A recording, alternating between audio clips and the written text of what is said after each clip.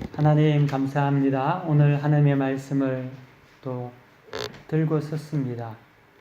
거룩한 하나님의 말씀이 우리의 심령 가운데 뿌려지고 싹이 맺고 열매가 자라나기를 원합니다.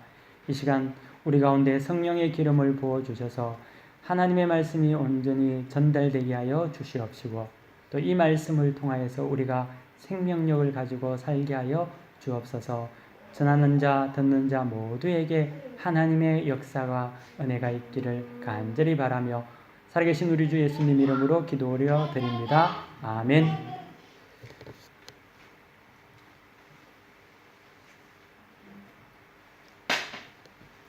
오늘은 성경 본문 민수기 31장 1절에서 20절까지의 말씀을 가지고 의도적 죄에 대한 경계라는 제목으로 여러분들과 하나님의 말씀을 함께 나누기를 원합니다. 우리가 민수기를 계속 성경을 보고 있는데요. 민수기의 구조를 우리가 좀 살펴볼 필요가 있겠습니다. 민수기는 총 36장의 장을 가지고 있는 성경책입니다. 구약의 책인데요. 이 민수기의 원래 제목은 넘버스라고 해서 숫자들이라는 의미를 가지고 있습니다. 민수기가 36장인데 민수기를 구조를 구분해 보면 두 개로 나눠 볼 수가 있습니다. 첫 번째는 1장에서 25장까지고요. 그리고 26장에서 마지막 36장까지 이 두 파트로 나누어 볼 수 있다는 거죠. 첫 번째 1장에서 25장까지는 왜냐하면은 민수기가 두 번의 인구 계수가 있는데 그래서 넘버스라는 이름을 가지고 있는데 두 번째 인구 계수의 첫 번째 인구 계수가 1장에 있고 두 번째 인구 계수가 26장에 있습니다. 그래서 이렇게 두 부분으로 나눠 본다는 거죠. 그래서 1장에서의 이제 인구 계수는 이스라엘 1세대들, 출애굽하고 난 이후에 1세대들을 인구 계수한 거고요. 26장의 인구 계수는 이제 40년 광야 생활이 끝난 후에 2세대의 인구 계수를 한 것이 26장입니다. 민수기를 조금 더 세밀하게 안으로 들어가서 보면은요, 1장부터 10장 11절까지는 이스라엘 백성이 이제 시내산에서 가나안으로 출발하기 바로 직전에 그런 준비의 과정을 담고 있습니다. 그래서 민수기 1장 1절에 보면은 그때를 언제냐고 이야기하냐면 출애굽한 지 2년 2월 1일에 인구 계수가 시작이 됩니다. 그리고 10장 12절에 보면은 출발하는 날이 출애굽한 지 2년 2월 20일에 출발한다는 거죠. 그러니까 1장 1절부터 시작해서 10장 11절까지 기간으로 따지면 민수기 1장에서부터 시작해서 11장까지 20일 안에 있었던 사건을 기록해 두고 있습니다. 그리고 10장 12절부터 시작해서 19장까지 민수기 내용은 광야 40년에 대한 내용이 적혀져 있다는 거죠. 근데 우리가 여기서 하나 주의해 볼 게 있습니다. 그건 뭐냐면은 민수기가 36장이 되어 있다 했잖아요. 그런데 3분의 1을 20일 안에 쓰여진 내용을 담았다는 거죠. 1장부터 10장까지. 그리고 그 긴 40년의 기간을 11장에서 19장까지 담았다는 겁니다. 10장 안에 그것을 다 담았다는 거죠. 20일을 10장에 담고 40년을 또 9장 정도의 분량에 담고 있다는 거죠. 이것은 무엇을 의미하냐 하면은 신앙이라는 것은 준비 기간이 없이는 되지 않는다는 거죠. 민수기 1장에서 10장 11절까지 긴 장수를 할애하면서까지 하나님께서는 믿음 생활에 대한 준비를 하라고 합니다. 그냥 들렁 예수 믿는다는 것이 아닌 거죠. 예수를 믿는 것은 은혜로 믿음으로 받는 것은 맞지만 그 이후에 우리 자신을 하나님 앞에서 준비하고 기도하고 말씀 보고 예배 드리는 이런 훈련의 기간 그리고 준비의 기간들이 있다는 것을 성경 민수기는 우리에게 역설하고 있다는 겁니다. 성경의 민수기 저자가 모세인데 모세가 생각 없이 쓰지는 않았거든요. 분명히 모세는 성경을 적을 때 영감을 받았을 때 하나님의 계시에 의해서 썼을 것입니다. 그렇기 때문에 이 성경이 우리에게 전해주는 바도 그 안에 있다는 것을 파악해 볼 수 있다는 거죠. 또 한 가지 우리가 볼 수 있는 것은 11장부터 시작해서 20장 되기 전 19장까지는 40년의 광야 생활을 담았는데요. 40년을 비교해 보면은 사실 22일이 10장이면 40년이면 한 400장을 할애해야 되는 것 아닙니까? 근데 하나님께서 그렇게 하지 않았다는 거죠. 그것은 무엇이냐면 원망하고 불평했던 시간들은 하나님의 카운트에 들어가지 않는다는 거죠. 하나님께서는 그 40년 원망과 불평의 시간을 아주 짧게 그냥 스쳐 지나가듯이 지나버리십니다. 그러므로 우리의 삶 속에서도 동일하다는 겁니다. 하나님께서 우리에게 무엇을 보시냐? 하나님께서는 어떤 것을 관심 있게 보시냐? 우리가 하나님 앞에서 하나님의 뜻으로 살기 위해서 준비하고 성실하며 정직하며 나아가는 그것을 관심 있게 보신다는 거죠. 원망하고 대적하고 불평했던 그 광야의 시간들은 하나님께서는 귀하게 여기지 아니하시고 기뻐하지 않는다는 겁니다. 사랑하는 성도 여러분, 우리가 평생을 예수를 믿어도 하나님께서 기억하는 순간이 없는 사람이 있습니다. 하나님 앞에서 늘 스쳐 지나가는 인생이 있다는 거죠. 우리가 어떻게 신앙생활을 해야 하겠습니까? 하나님이 기뻐하시는 그 타이밍, 그 순간을 우리 인생에 새겨야 한다는 거죠. 아브라함이 이삭을 모리아산에 바칠 때 그 시간은 30년의 시간이 아니라 단 3일의 시간 안에 결정된 거죠. 집을 떠나서 모리아산까지 3일을 걸어가면서 그는 하나님 앞에 기도하며 고민했습니다. 그리고 마침내 독자 이삭을 드리기로 결단합니다. 그 순간의 찰나, 3일, 그 짧은 찰나를 하나님께서는 보시고 그에게 아브라함에서 아브라함이라는 칭호를 허락하신다는 거죠. 믿음의 조상으로 인정하신다는 겁니다.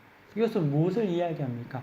하나님이 보시는, 확대해서 보시는 그 때가 있다는 거죠. 그 마음을 기뻐 여기신다는 겁니다.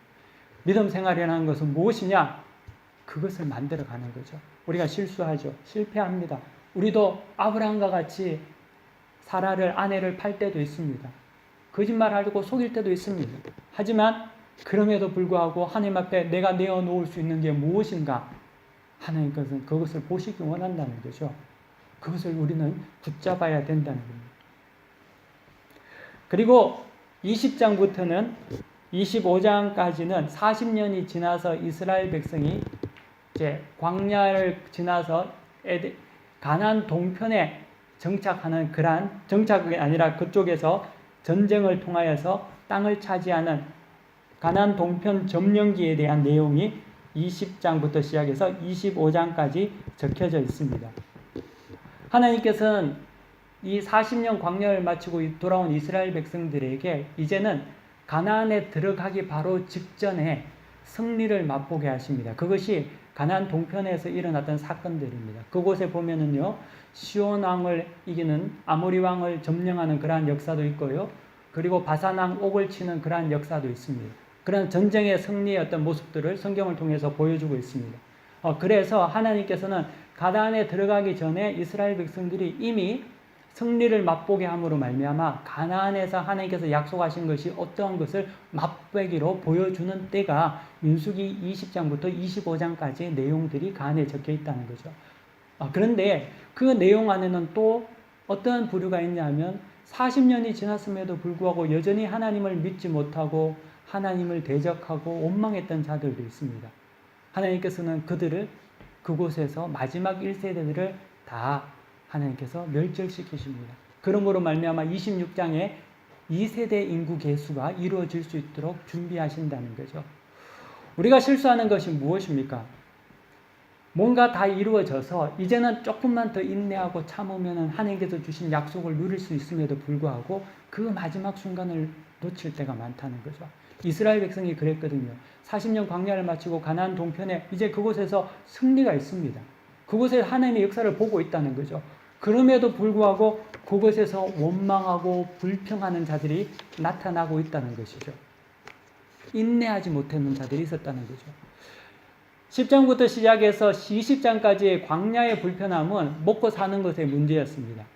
그렇기 때문에 먹는 것, 그리고 마실 물의 문제, 그런 것으로 인해서 날마다 원망했죠. 하지만 민수기 20장부터 시작해서 25장까지의 문제는 먹고 사는 문제는 아니었습니다. 그때의 문제는 뭐냐 하면은 인내의 문제였죠. 조급한 문제. 하나님께서 이미 주실 것을 받았음에도 불구하고 조급함으로 말미암아 대적하고 원망했다는 거죠. 그러니까 우리가 성경을 통해서 무엇을 또 알 수 있냐 하면은 원망하게 되면은 상황이 해결이 돼도 그 다음에 또 동일하게 실패한다는 것을 볼 수 있는 거죠. 변하지 않는다는 겁니다. 그래서 하나님께서는 20장부터 25장을 통하여서 우리가 조급한 모습을 통하여서 하나님 앞에 가나안을 유업을 누리지 못하는 것을 성경을 통해서 보여주고 있습니다. 그리고 마지막 결론 부분인 26장부터 시작해서 36장의 내용은 이제 요단 동편을 점령하고 가나안 성취의 예고편을 맛본 이스라엘 백성들이, 이 세대들이 이제는 가나안에 들어가기 전에 준비와 입성을 하는 내용들이 26장에서 36장까지 적혀져 있다는 거죠. 그래서 민수기는 굉장히 단순합니다. 크게 나눠서 1장에서 25장, 26장에서 36장이고 1장에서 10장까지는 준비고 11장에서 20장까지는 광야의 생활에 대해서 이야기하고, 그리고 21장부터 25장까지는 요단 동편의 점령에 대해서 이야기하고 26장부터 마지막까지는 이제 가나안을 준비하는 2세대들의 이야기가 적혀 있다는 거죠. 그리고 성경에 보면은요, 26장에서 인구조사를 마치고 난 다음에, 2세대의 인구조사를 마치고 난 다음에 27장에는 슬로브앗의 딸들에 대한 이야기를 하고 있습니다. 이 이야기는 어떤 사건을 적고 있냐 하면은, 그 당시에는 남자 중심의 사회였기 때문에 여자들은 땅을 유업으로 얻을 수 있는 그러한 대상이 아니었습니다.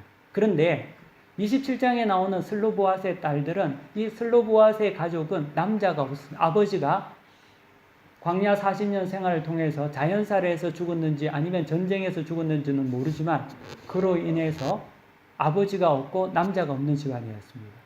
그런데 지금 문제는 하나님께서 이스라엘 백성을 통하여서 가나안의 땅에 유업을 주기로 했는데 그 가정에 남자가 없기 때문에 딸들이 유업을 얻을 수 없는 처지가 된 거예요.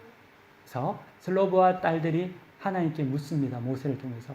우리는 아버지가 없고 남자 형제가 없는데 어떻게 하냐 할 때 하나님께서는 모세를 통해서 슬로보아 딸들에게도 동일하게 가나안의 유업을 받을 수 있도록 그것을 명령하신다는 거죠. 구약에 보면은요, 구약의 가장 늘 관심의 대상은 과부고 고아라고 합니다.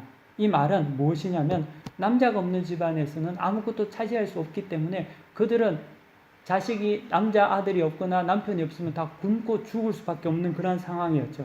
근데 하나님께서는 이 슬로보앗의 딸들을 통하여서 가나안의 유업을 동일하게 똑같이 나눠주라고 말씀하고 계신다는 거죠. 이것은 하나님께서 세밀하게 우리를 돌보신다는 겁니다.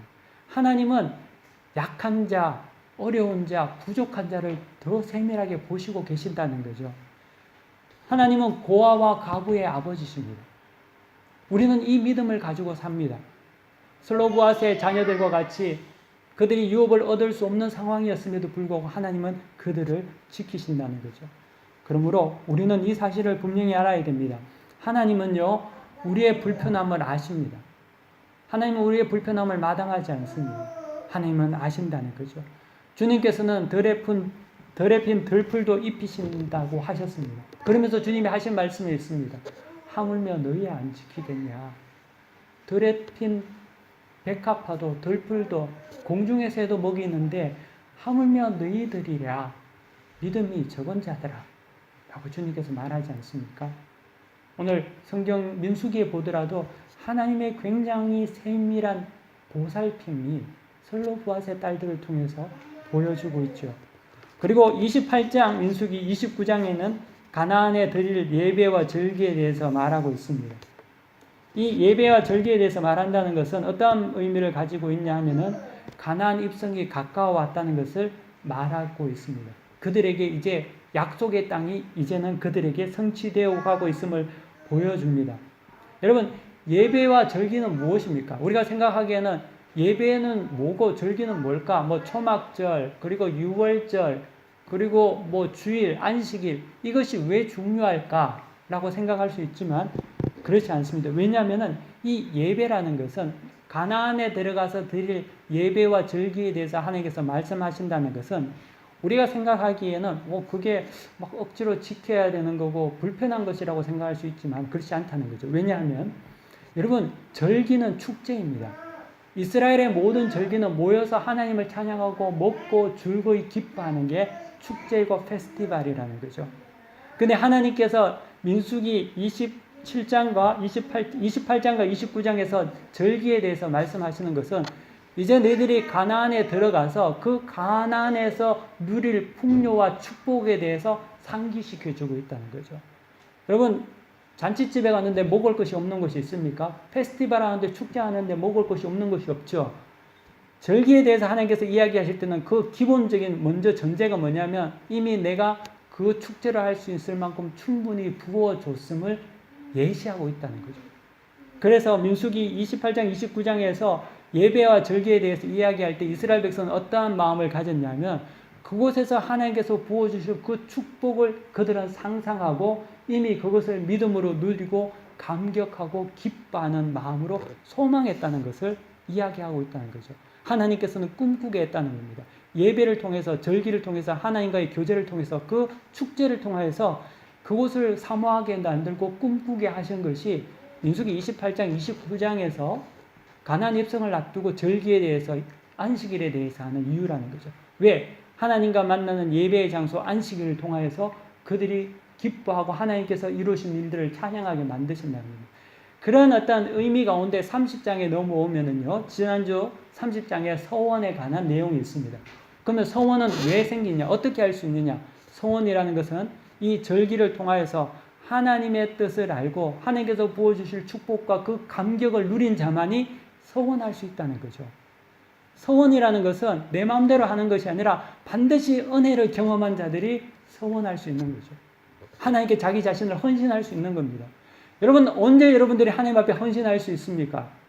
예배를 통하여서 은혜 받을 때 여러분 헌신하는 것 아닙니까? 하나님께서 말씀을 통해서 나에게 위로해 주시고 나를 보호하시는 것을 내가 깨달아 알게 될 때 야곱이 돌베개를 베고 자다가 그 하나님을 만났을 때 그 베델에서 하나님께 11조를 드린다고 약속을 하는 헌신이 이루어진 것 같이 우리도 동일하다는 겁니다. 서원이라는 것은 하나님의 은혜와 감격이 있는 곳에 이루어진다는 것을 성경을 통해서 우리는 볼 수가 있는 거죠. 그러므로 예배와 하나님 앞을 만나는 그 시간이 너무나 중요한 거죠. 선교사가 된다 아니면 내가 하나님 앞에 쓰임받는 자가 되겠다는 것은 여러분들이 집안에서 이루어지는 것이 아니라 여러분들이 교회를 통하여서 하나님의 사역을 동참하면서 하나님의 말씀을 볼 때 그 위로와 감격이 내 속에 임할 때만이 하나님, 내가 선교사 되겠습니다. 내가 목사 되겠습니다. 내 자식을 내가 목회자 만들어 보겠습니다. 헌신이 나오는 거거든요. 그게 민수기 30장의 서원이라는 겁니다. 성경은 이렇게 우리에게 정확하게 그 하나의 어떤 맥락을 가지고 우리에게 분명하게 이야기해 주고 있습니다. 그러므로 우리에게 하나님을 갈망하는 그러한 일들, 하나님이 우리에게 부어주시는 감동은 예배를 통하여서 우리가 하나님의 은혜를 받았을 때 온전히 이루어진다는 것이죠. 그런 거룩한 소망과 열망들을 여러분들이 가지시기를 바랍니다. 거룩한 소망과 열망이 언제 사라집니까? 하나님 앞에 은혜 받지 못할 때 그게 없어지는 거거든요. 근데 하나님은 우리에게 이 민수기를 통해서 그 부분을 말씀해 주고 계신다는 거죠.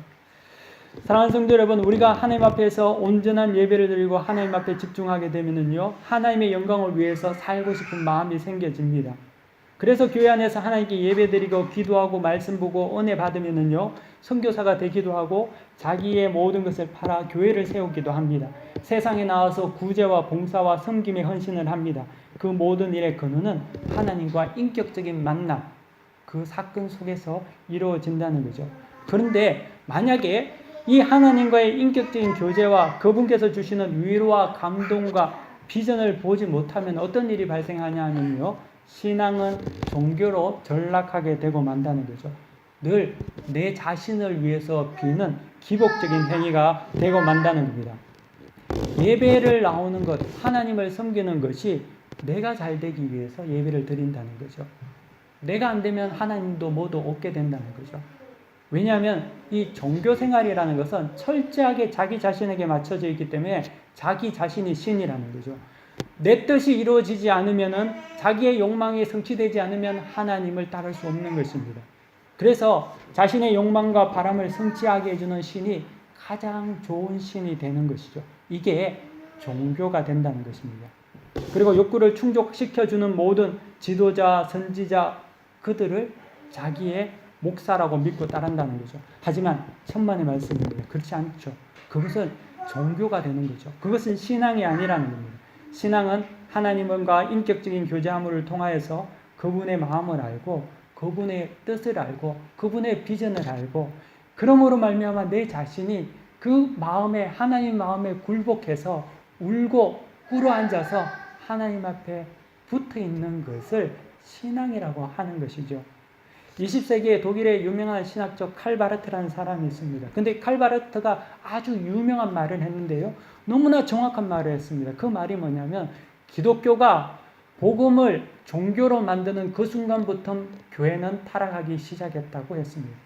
기독교가 복음을 종교로 만들었다는 것은 복을 받는 도구로 복음을 팔기 시작한 그 순간부터 교회는 타락했다는 거죠. 그 말이 많죠. 여러분, 기복은 정말 많은 사람을 모을 수 있습니다. 무당이 용하면 구철 한번 하면요 1,000만 원 억대 단위로 돈을 벌 수 있습니다. 여러분, 무당이 하는 일이 무엇입니까? 무당은요 귀신의 이야기를 들어가지고 사람에게 전달하는 것이 아닙니다. 무당이 하는 일은 뭐냐면은 사람의 뜻을 귀신에게 전달해서 귀신이 그것을 들어주게 하는 것이 무당이 하는 짓이죠. 그렇기 때문에 무당이 용하면은 돈을 많이 벌죠. 왜냐하면은 인간의 뜻대로 귀신을 움직일 수 있기 때문에 무당이 돈을 버는 거 아닙니까? 교회는 구슬하는 데가 아니죠. 교회는 무당이 있는 곳이 아니죠. 교회는 내 뜻을 이루기 위해서 하나님의 바짓가랑이를 붙잡고 늘어나는 것이 교회가 아니라는 겁니다. 교회는 하나님의 말씀을 순종하는 것입니다. 내 자신을 쳐서 복종케 하는 곳, 그것이 하나님의 교회입니다. 그것이 전능하신 하나님을 믿는 우리의 모습이라는 거죠. 하나님은 변개치 않습니다. 민수기 23장 19절에 보니까요. 하나님은 사람이 아니시니 거짓말하지 않으시고 인생이 아니시니 후회가 없으시도다. 어찌 그 말씀하신 바를 행하지 않으시며 하신 말씀을 실행하지 않으시랴. 성경은 분명하게 하나님은 변개치 않는다고 합니다. 하나님께서 정하신 뜻을 돌이키지 않는다는 거죠. 우리가 하나님 앞에 맞춰야 된다는 거죠. 하나님의 뜻을 꺾는 것이 아니라 우리가 하나님 앞에 접붙임이 되는 것을 말합니다. 내 뜻이 아니라 아버지의 뜻이 우리 가운데 이루어지게 기도하는 것. 이것이 주님께서 우리에게 가르쳐 주신 기도라는 거죠. 이것이 우리가 해야 할 신앙생활이라는 거죠. 이것이 우리가 믿음 생활이라는 겁니다. 여러분, 처와 첩의 차이를 뭔 줄 아십니까? 처는 남편이 술 먹고 들어와도 돈을 안 줘도 끝까지 사랑하는 게 처죠. 하지만 첩은 술 먹고 들어오고 돈 안 주면 금방 떠나는 게 첩입니다. 우리가 하나님을 믿을 때 우리는 신부되었다고 하지 않습니까? 우리는 그리스도의 신부 아닙니까? 첩이 아니지 않습니까? 하나님께서 우리에게 복 준다고 따르고 복 안 준다고 버리면 그것은 하나님을 믿는 것이 아니라 처신앙이 아니라 신부의 신앙이 아니라 첩의 신앙이 되고 만다는 것이죠. 그래서 우리는 온전히 하나님을 사랑하는, 그러므로 말미암아 하나님 앞에서 온전한 복을 받는 자들이 되어야 합니다. 이런 어떤 민수기의 어떤 진행 과정 속에 오늘 본문 31장이 있습니다. 오늘 본문은 하나님의 원수 갚음에 대한 내용입니다. 하나님께서 모세에게 말씀하십니다. 무엇을 말씀하시냐면 이스라엘의 자손의 원수를 갚으라고 말씀하신다는 거죠. 성경을 보십시오. 31장 1절에 보면은 여호와께서 모세에게 말씀하여 이르시되 이스라엘 자손의 원수를 미디안에게 갚으라. 그 후에 내가 내 조상에게로 돌아가리라 라고 이야기하고 계십니다. 그리고 또 성경 3절에 보시면은요, 모세가 백성에게 말하여 이르되 너와 함께 있는 사람들 가운데서 전쟁에 나갈 사람들을 무장시키고 미디안을 치러 보내어 여호와의 원수를 갚되라고 이야기하고 있습니다. 여기서 지금 하나님께서 미디안을 원수를 갚는다고 합니다. 근데 이 미디안의 원수가 사실 하나님의 원수이기도 하다는 것을 성경에서 이스라엘의 원수가 하나님의 원수인 것을 다시 한번 3절에서 모세가 이야기를 하고 있죠. 그러면은 우리가 여기서 하나 생각해 보아야 될 게, 그 미디안이 어떤 짓을 했기에 하나님께서는 모세에게 네가 죽기 전에 반드시 미디안의 원수를 갚으라고 할까요? 왜냐하면은 이 모세는 이제 하나님께 돌아갈 날이 가까운 사람이거든요. 근데 하나님께서 모세에게 내가 조상에게 돌아가리라, 그 후에 이 일을 하고 난 이후에 간다고 이야기하고 있습니다. 반드시 이 원수를 모세에게 갚은 것을 명령하고 있습니다. 사명으로 맡겼다는 거예요. 그럼 우리가 이제 생각해 봐야죠. 그럼 미디안이 무엇이길래 어떤 사람들이기 때문에 하나님께서는 그 미디안을 그렇게 원수 갚으라고 할까? 하나님께서 이렇게 말씀하실까라고 생각해 볼 필요, 우리가 이걸 알아볼 필요가 있다는 거죠. 우리가 미디안이라고 하면은 우리는 사실 잘 모를 수가 있습니다. 그런데 이 미디안은 이스라엘 백성들에게는 이 미디안이라는 말을 들으면은 하면서 이렇게 머릿속에 딱 떠오르는 그런 족속이었죠.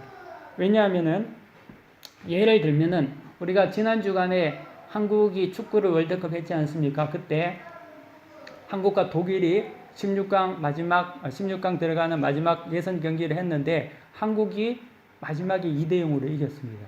사실 기적과 같은 일이 일어났죠. 그래서 독일이 16강에 진출을 못했습니다. 독일 사람들에게 한국 축구 월드컵이라고 하면 어떤 생각이 떠오를까요? 그 생각이 나겠죠. 마지막에 2대0으로 져서 우리가 못 간 그런 어떤 생각이 언뜻 들 겁니다. 모든 사람이 들 겁니다. 이스라엘 백성에게도 미디안은 동일했다는 거죠. 미디안은 어떠한 사람들이냐면 오늘 성경 본문은 아니지만요. 여러분들이 민수기 25장에 보면은 모압 족속들이 이스라엘을 저주하다가 모압 왕이 그것이 안 되니까 이스라엘 백성들을 꾀어서 바알 부월에게 우상 숭배를 하고 그리고 그들을 하나님 앞에 범죄하게 만드는데 가담했던 자들이 미디안 족속이었습니다. 근데 이 미디안 족속은 모압 족속과 같이 섞여 있었는데 그 미디안 족속이 특별히 이스라엘 백성들을 어떻게 했겠냐면은 미인계를 통하여서 유혹했다는 거죠. 그 당시 바알 부올의 제사라는 것은 엄란한 제사였거든요. 근데 모압 왕 발락이 바알람을 통해서 저주를 하려고 했는데 그 저주가 먹혀 들어가지 않고 하나님께서 막으시니까 이 발람이 모압과 미디안을 통해서 이스라엘 백성을 자멸하도록 바알 부올의 제사에 가담시킨 것입니다. 그러므로 말미암아 이스라엘 백성이 이를 통하여서 24,000명이 몰살하는 그러한 일을 겪게 된 것이죠. 그런데 이 일에 미디안 족속이 고의적으로 이스라엘을 꾀기 위해서 가담했다는 것을 오늘 성경을 통해서 알 수 있죠. 하나님께서는 이 미디안 족속을 가나안에 들어가기 전에 반드시 멸절하라고 하십니다. 사람 사이에 모르고 죄를 지을 수 있습니다. 예를 들면은 막 술이 너무 취해서 아니면 약물을 복용한 상태에서 아니면 정신병이 있는 상황에서 그것을 이루어질 수 있죠. 모르는 상태에서. 물론 이것이 악용이 되어서 문제가 되기도 하지만 그런데 성경에 보니까 모르고 지은 죄에 대해서는 하나님도 용서하십니다. 모르고 지은 죄는 하나님께서 용서하십니다. 그래서 구약 성경에 보면은 도피성이라는 제도가 있습니다. 이스라엘 백성이 가나안에 들어가서 가나안 동편과 가나안에 각각 세 곳에 도피성을 둬서 모르고 부지정에 사람을 죽인 자나 죄를 지은 자는 피해도록 하나님께서 그것을 만들어 두셨다는 거죠. 그리고 성경에 보면 아주 재밌는 것이 도피성으로 가는 길은 굉장히 잘 닦아두라고 하나님께서 명령하십니다. 왜냐하면 도끼질을 하다가 도끼 자루에서 날이 떨어져 나가서 누군가 옆에 있는 사람을 쳐서 죽였을 때는 구약의 법으로는 반드시 핏값은 그 가족들이 반드시 치르게 되어 있습니다. 그러니까 이 사람이 부지중에 죄를 지은 사람이 이제 도망을 가야 하는데 도망을 가는데 뭐 장애가 많고 산을 넘어가고 길이 험하고 이러면 도피성에 가는 게 어렵지 않습니까? 가다가 잡혀 죽을 수 있지 않습니까? 그래서 하나님께서는 이 도피성 제도를 만들 때 도피성으로 가는 길을 아주 잘 닦아두라고 성경에 이야기하고 계신다는 거죠. 왜 그럴까요? 그 이유는 모르고 한 일이기 때문에 그렇다는 거죠. 하지만 성경에 보면은요, 의도성을 가지고 지은 죄에 대해서는 하나님의 용서가 없음을 볼 수 있다는 거죠. 속죄죄와 속번죄의 대상은 부지중에 죄를 지은 자들에 대한 대속의 제사입니다. 만약에 의도성을 가지고 죄를 짓거나 사람을 죽인 자는 반드시 사형에 처하게 된다는 거죠. 이것이 구약 성경의 법입니다. 그만큼 오늘 성경을 통해서 알 수 있는 것은 뭐냐면 하나님은 의도적인 죄에 대해서는 간과하지 않는다는 거죠. 그래서 미디안과 같이 의도적으로 이스라엘을 파멸케 하기 위해서 접근한 그 민족에 대해서 하나님께서는 그들에게 원수를 갚는다고 하십니다. 창세기에 보면은 가인이 여호와께서 자기 자신의 제자를 받아주지 않자 원망하고 분노가 가득 찹니다. 그래서 가인이 자기의 그러한 어떤 분노가 애꿎은 동생 아벨에게 돌아갑니다. 하나님께서 그 가인을 보시고 나타나셔서 말씀하십니다. 성경에 보면은 하나님께서 가인에게 나타나셔서 이렇게 말합니다. 내가 분하여 하면 어찌 됨이며 안색이 변하면 어찌 됨이냐. 내가 선을 행하면 어찌 낯을 들지 못하겠느냐. 선을 행하지 아니하면 죄가 운에 엎드러져 있느니라. 너는 죄를 다스릴 것이니라. 라고 하나님께서 가인에게 이렇게 말씀하십니다. 여러분, 하나님께서 선악과를 따먹을 때 아담과 하와에게도 나타나지 않으셨는데 가인에게 나타나셔서 말씀하십니다. 아벨에게 나타나신 것도 아니고 가인에게 나타나셔서 그에게 너는 죄를 다스리라고 이야기하고 계신다는 거죠. 제가 이 성경 본문을 읽으면서 이런 생각을 해봤습니다. 하나님이 가인에게 나타나지 말고 아벨에게 나타났으면 아벨은 살지 않았을까? 하나님께서 가인에게 나타난 것이 아니라 아벨에게 나타나서 가인이 너를 죽이려고 하니까 절대 덜에 나가지 말아라. 가인과 붙어 있지 말아라. 라고 한다면 아벨은 살 수 있었겠죠. 하지만 하나님께서는 아벨에게 나타난 것이 아니라 가인에게 나타나셔서 말씀하셨다는 거죠. 그런데 가인은 그 하나님이 나타나셔서 그에게 말씀하셨음에도 불구하고 그 아벨을 들에서 돌로 쳐 죽입니다. 하나님께서 가인을 사랑하지 않은 것이 아니죠. 어떻게 본다면 하나님은 가인을 더 사랑하신 거죠. 그가 죄에 빠지지 않도록 막으려고 하시는 것입니다. 그럼에도 불구하고 가인은 하나님의 말씀을 거부했다는 겁니다. 이것은 무엇을 의미합니까? 의도성을 가지고 고의적으로 아벨을 죽인 거죠. 이로 말미암아 가인은 하나님을 떠나 유리방황하는 존재가 되고 맙니다. 성경에 보면은요, 가인이 받은 저주가 하나님 앞을 떠나서 유리방황하는 것이라고 이야기를 하고 있습니다. 그래서 가인이 하나님 앞에 자기의 죄가 너무나 심하니까 하나님, 내 죄가 너무나 큽니다 라고 이야기하는데 그 심판의 내용이 뭐냐면 유리방황한다는 거죠. 하나님 앞에서. 근데 우리가 생각하면은 하나님 앞에 유리방황하는 게 뭐 그래 큰 일인가 라고 생각할 수 있지 않습니까? 그게 뭐 곤장을 100대 때리는 것도 아니고 죽이는 것도 아니고 그냥 하나님을 떠나서 유리방황하게 되는 것이 뭐 그렇게 대단하다고 가인이 너무나 힘들다고 그런 이야기를 할까요? 근데 여러분 보십시오. 하나님을 잃어버리고 하나님을 떠난 인생의 고난과 고통과 그들의 허무가 얼마나 괴로운 것인지는 우리는 우리의 삶을 통해서 알 수 있습니다. 하나님 없이 하나님을 모른 채 하나님 앞에 떠나서 인생의 고난과 슬픔과 고통과 소망 없음으로 살아가는 인류의 아픔을 우리는 지금 현재 목격하고 있다는 거죠. 여러분 세상을 보십시오. 하나님 없이 살면서 고통하며 자기의 삶을 저주하고 자살도 하고 자신의 삶 속에 욕망에 의해 가지고 자기 자신을 파괴하며 살아가는 자들이 너무나 많다는 거죠. 하나님은 가인에게 그 심판을 내렸다. 가인은 그것을 알았죠. 하지만 그는 결국 하나님을 떠나고 만다는 거죠. 미디안도 가인의 길을 따랐습니다. 의도적으로 그들은 이스라엘을 파멸하기 위해서 작정을 하고 다가간 것입니다. 그래서 시딤에서의 엄행한 사건을 통하여서 하나님께서는 그것을 기억하십니다. 하나님께서 끝발이 있으시다는 거죠. 하나님도 그냥 넘어가시지 않으셨다는 거예요. 분명히 그것을 짚고 가십니다. 25장에 일어난 사건인데 31장에 하나님께서 또 덜추어가지고 그것을 이야기하신다는 겁니다. 왜냐하면 그것에 대해서 하나님께서 분명히 경계하고 있다는 것을 우리가 볼 수 있다는 거죠. 의도적인 악에 대해서 하나님은 우리에게 징벌과 제거를 요구하신다는 겁니다. 여러분, 우리는 어떻습니까? 우리 마음 속에는 이 미디안과 같은 마음이 없지 않을까? 우리가 한번 생각해 볼 필요가 있습니다. 의도적으로 누군가를 골탕 먹이고 괴롭히고 직접적으로 해를 끼치지는 않지만 누군가를 통해서 해악을 주고 그로 인해서 슬그머니 기뻐하고 하나님의 심판을 무시한다면 그것은 두려움의 대상이 된다는 거죠. 여러분, 법정 용어로 미필적 고의라는 말이 있습니다. 이는 어떤 행위를 할 때 그로 인해서 예상되는 결과가 있음을 인지하면서도 그것을 방관하는 죄를 말합니다.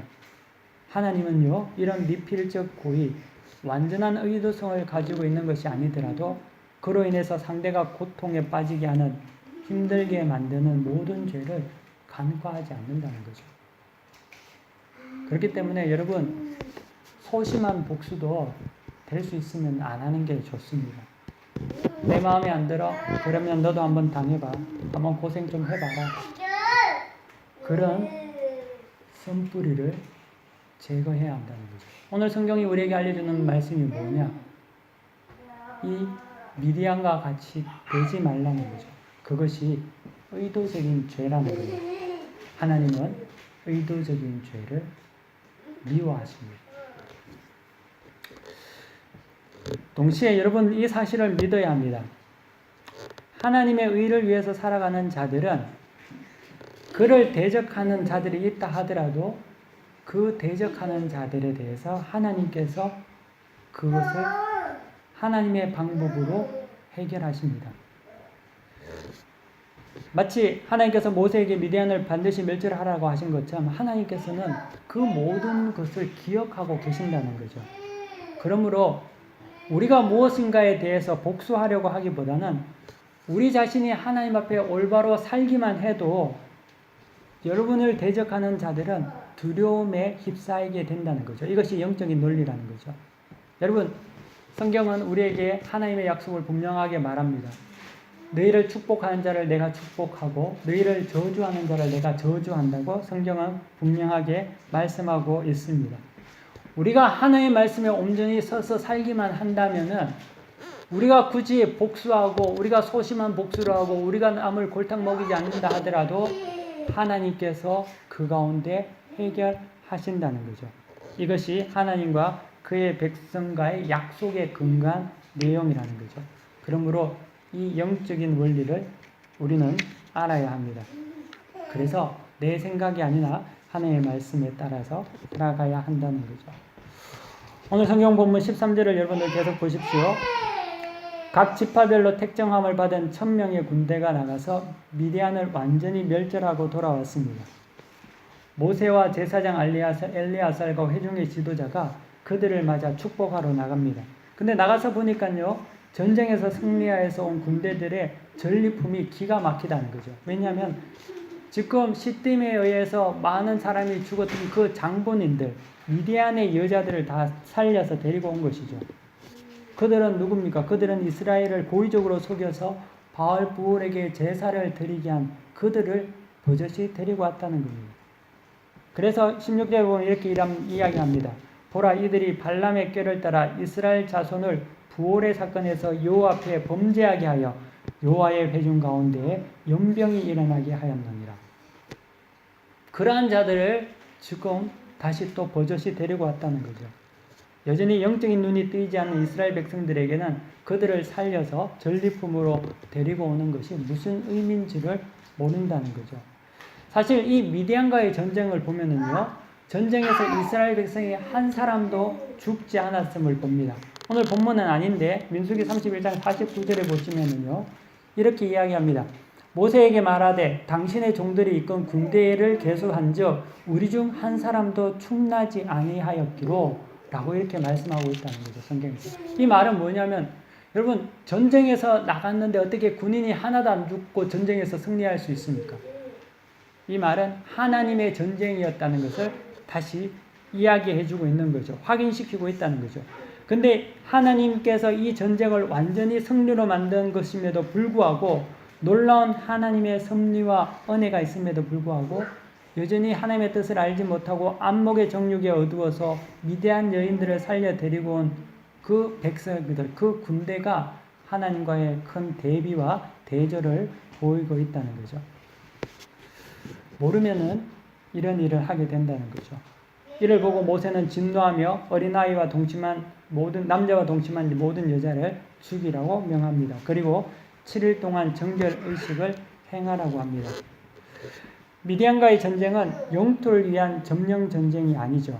이 전쟁은 의도적인 죄에 대한 전쟁을 말해주고 있습니다.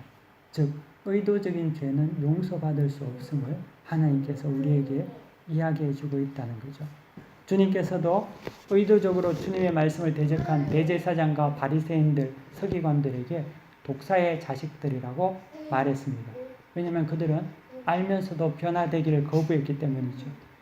하나님께서 그들의 마음의 강폭함을 그냥 간과하지 않으셨다는 거죠.